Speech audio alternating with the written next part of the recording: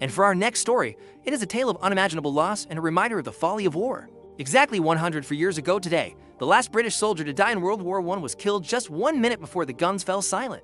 His name was Billy Nelson. He was 21 years old when he was mortally wounded, and today we have his granddaughter speaking about him and the pain of this loss. Take a look. And just when they thought they had won, fate intervened. Among them was his granddaughter, Tracy Crook. She told reporters that her family had no idea about Private Nelson's heroism until recently. Apparently, when the war ended, his body was taken to a military mortuary in Etaples, France. The force comprised seasoned soldiers as well as teenagers who were too young to vote. Then it was buried in a makeshift grave. After a year, his remains were exhumed and moved to a military cemetery. All this happened without any ceremony. They found his death certificate. It was while going through microfilms of First World War service records that they came across Private Nelson's file. It was a truly remarkable discovery that filled in a significant gap in the First World War story. While doing the research, we came across his granddaughter. She was trying to find out more about her grandfather.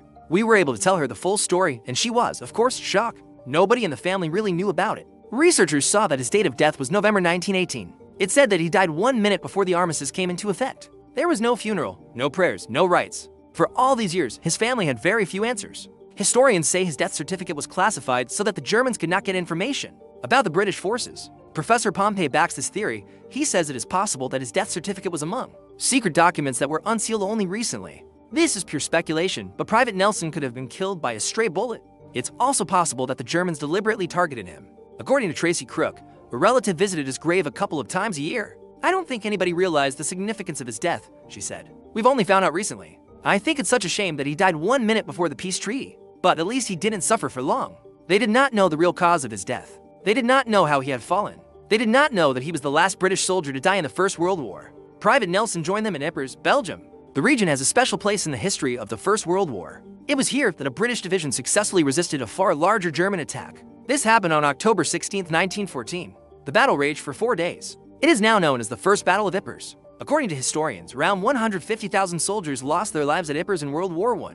Private Nelson managed to survive this battle, but 2 weeks later, he was dead. Later, his remains were brought to England and buried at the Wolverton Cemetery in Milton Keynes. But the family only came to know about the full story a few years ago, when they were tidying up the house and found his medals. On November, just 1 minute before the armistice came into effect, Private Nelson breathed his last. In other words, he died 1 minute before the guns fell silent. He died 1 minute before the war ended. This is what his death certificate says. Cause of death: gunshot wound to the head due to enemy action. For score and 7 minutes past midnight. This is the time that will forever be etched in history. November 11, 1918, 12:07 a.m. For at this moment, an armistice was signed, ending hostilities between the Allies and Germany after more than 4 years of bloodshed. I think he might have been checking to see if the shelling had stopped. Perhaps he thought the war was over. Unfortunately, he was killed 1 minute before the peace treaty. I think that is why he is an unknown soldier, because there was so much secrecy surrounding his death. Even his next of kin did not know. He was on the front lines near the town of Inns in Belgium when he decided to take a peek into no man's land. Private Nelson wanted to see if the rumors were true. Rumors that the Germans were retreating. So, he got up from his trench, raised his head above the parapet, and just like that, he was hit by a German bullet. He fell back into the trench, blood gushing out of the wound. His comrades rushed to help. They carried him back to the medical station.